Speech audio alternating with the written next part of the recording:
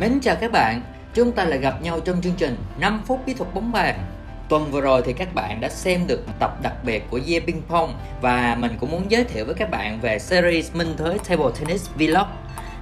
Cái dự án này thì cũng đã ấp ủ từ rất là lâu rồi. Mình sẽ kể cho các bạn nghe về những cái câu chuyện và kiến thức của mình về bóng bàn để chúng ta có thể chia sẻ với nhau ha. Rồi, giờ thì quay lại chủ đề chính của 5 phút kỹ thuật bóng bàn của tuần này. Đó là giải đáp các thắc mắc của rất là nhiều khán giả về việc giao bóng xoáy xuống ngắn và dài cần chú ý điều gì, và chiến thuật áp dụng giao bóng xoáy xuống vào thực tế. Bắt đầu luôn nha mọi người. Rồi, phần thứ nhất đó là cái cách giao bóng xoáy xuống ngắn. Để mà giao được bóng xoáy xuống ngắn thì các bạn cần chú ý những cái điều sau. Phương tiếp xúc của vợt vào bóng là hơi ngang hoặc là từ dưới lên.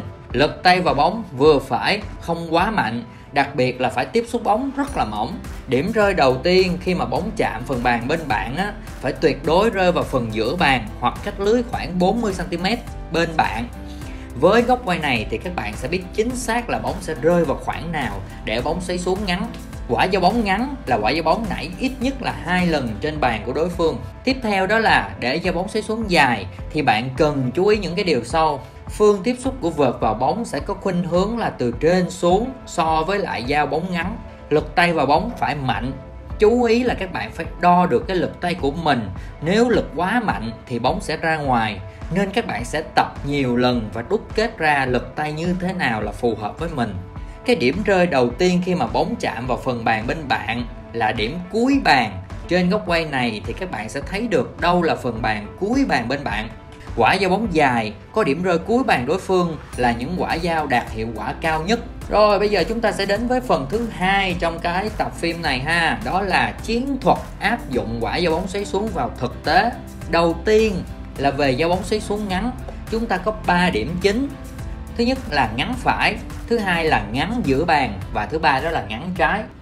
Giao bóng xoáy xuống ngắn phải, nếu giao được đủ độ xoáy và độ ngắn, các bạn sẽ bắt đối phương phải bước rất là sâu vào bàn. Lúc đó đối phương sẽ để lộ sơ hở là toàn bộ góc bên trái. Các bạn phải nắm bắt ngay cái cơ hội này và thực hiện quả giật bóng về hết góc trái, thì bạn sẽ hoàn toàn chiếm thế chủ động trong quả bóng đó.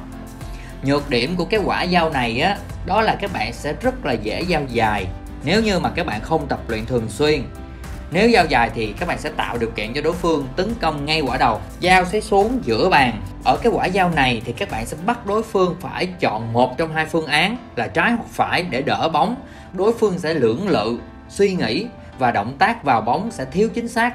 Khả năng bắt ngắn của đối phương sẽ không còn cao nữa, nên các bạn sẽ có cơ hội tấn công trước. Tiếp theo đó là quả giao xoáy xuống ngắn bên trái. Quả giao này thì tương đối là an toàn để triển khai thế trận, vì sẽ dễ giao ngắn. Đối phương cũng khó để mà tấn công được ngay quả đầu.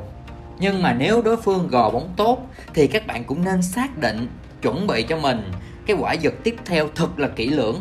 Rồi sau khi mà chúng ta đã đi được ba cái điểm của giao bóng xoáy xuống ngắn rồi đó, thì bây giờ chúng ta sẽ đến cái quả giao xoáy xuống dài bên trái. Với cái quả giao này thì các bạn phải chắc chắn rằng mình giao bóng rất là nặng, có nghĩa là rất là xoáy. Có 3 phương án trả bóng của đối phương nếu mà các bạn thực hiện cái quả giao này ha. Đầu tiên đó là đối phương sẽ thực hiện quả gò và thường sẽ gò dài về bên trái bạn. Lúc này thì các bạn sẽ chủ động giành tấn công trước. Phương án thứ hai mà đối phương sẽ thực hiện đó là đối phương sẽ né giật, né trái để giật phải. Điều này thì các bạn phải tính trước và thực hiện ngay kỹ thuật phòng thủ chủ động để đưa đối phương vào các vị trí khó và giành lại thế chủ động của mình. Bởi vì bạn giao bóng đủ nặng nên đối phương không thể tấn công quá mạnh, nên bạn mới có thể chủ động cho cái quả phòng thủ của mình. Rồi phương án thứ ba để mà đối phương đối phó với lại cái quả giao bóng xoáy xuống này đó, nếu các bạn phán đoán được đối phương sử dụng phương án là giật trái thì các bạn hãy lập tức chuẩn bị cho mình một quả giật trả nhé. Đây là một cái kỹ thuật khá là khó mà các vận động viên chuyên nghiệp thường xuyên sử dụng. Các bạn hãy nhớ là khi mà mình giao bóng thì mình có rất là nhiều lợi thế, mình sẽ đưa đối phương theo lối chơi của mình, nên các bạn cần suy nghĩ và lựa chọn quả giao bóng chính xác để chiếm thế chủ động và thắng cái điểm số đó. Chủ đề này thật là đã phải không các bạn? Hy vọng là các bạn cũng nắm được những cái chiến thuật của giao bóng xoáy xuống. Có nhiều bạn thắc mắc là các kỹ thuật mà mình hướng dẫn ở đây quá cao. Thì thực ra ngay từ đầu mình cũng đã có giới thiệu về cái chương trình 5 phút bí thuật này đó là dành cho những bạn đã cầm vợt từ 2 năm trở lên. Còn các bạn mới chơi thì ekip cũng đang chuẩn bị kế hoạch ra những cái clip dành cho các bạn. Nên các bạn mới chơi hãy subscribe kênh của mình để đón theo dõi nha. Chủ đề tuần sau thì mình sẽ hướng dẫn chi tiết về cái cách giao bóng xoáy ngang lên. Còn bây giờ thì hẹn mọi người vào 19 giờ tối thứ Bảy tuần sau trên kênh Yeah Ping Pong All About Table Tennis nhé. Cảm ơn các bạn thật là nhiều.